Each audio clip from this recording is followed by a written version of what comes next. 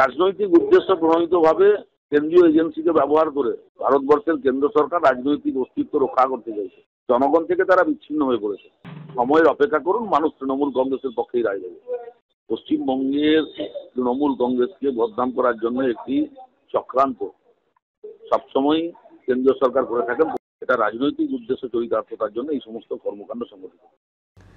বিস্ফোরণ ঘটেছিল বেঙ্গালুরুর রামেশ্বরমে, সেখানে একটি ক্যাফেতে। আর তারপরেই কিন্তু প্রায় 1 মাস ধরে এই বঙ্গের বিভিন্ন জায়গায় লুকিয়েছিল এই দুই সন্দেহভাজন। এমনকি গোপন ডেরা থেকে তারা ভুয়ো ড্রাইভিং লাইসেন্স, ভুয়ো আধার কার্ডও বানিয়েছিল, এমনটাই দাবি এনআইএর। বিভিন্ন জায়গায় তারা বারবার নিজেদের ঠিকানা বদল করছিল, তাই তাদের হদিশ করতে একটু সময় লেগেছে।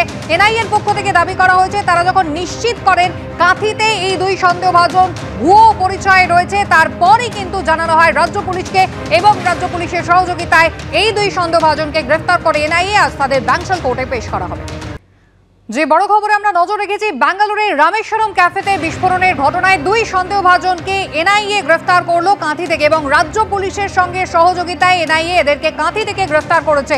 কুণাল ঘোষ তিনি ইতিমধ্যেই সোশ্যাল মিডিয়ায় পোস্ট করে বলছেন যে এনআইএ কোনোভাবেই রাজ্য পুলিশের সহযোগিতার কথা অস্বীকার করতে পারবে না। শুধু তাই নয়, তিনি বলছেন গ্রেফতার কোথা থেকে হয়েছে এই দুজন, কাঁথি থেকে, অর্থাৎ নাম না করে অধিকারীদের নিশানা করেছেন কুণাল ঘোষ। আর এই প্রসঙ্গে কি বললেন শুভেন্দু অধিকারী, শোনাবো। পশ্চিমবঙ্গ আন্তর্জাতিক অপরাধী জঙ্গি, তাদের একটা মুক্তাঞ্চল, এটা বারে বারে প্রমাণ হয়েছে যে গোটা ভারতবর্ষে যত এই ধরনের বিচ্ছিন্নতাবাদী ঘটনা ঘটে তার সেফ জোন এইটা। এটা সিপিএম করতো, মমতা ব্যানার্জি করছে। মমতা ব্যানার্জি নিজে দেশবিরোধী কাজের সঙ্গে যুক্ত।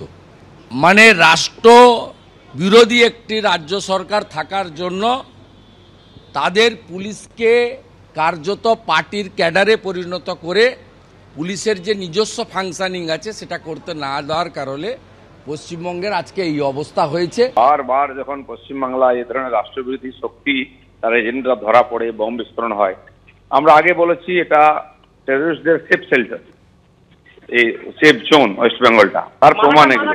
এটা ঠিক যে পুলিশ সহযোগিতা করেছে, পুলিশের কাজই আছে। আর এই সমস্ত যাতে বেরিয়ে না এক্সপোজ না হয়ে যায় সেজন্য এনআইএর উপরে অ্যাটাক করা হতো। শাহজাহানের মতো দেশদ্রোহীকে বাঁচাবার জন্য 2 মাস চেষ্টা করেছে সরকার, পারেনি। কেন্দ্র সরকারের নজর ছিল জনবহুল এলাকা দীঘা এবং পুরীতে, সেখান থেকে তারা বেরিয়েছে।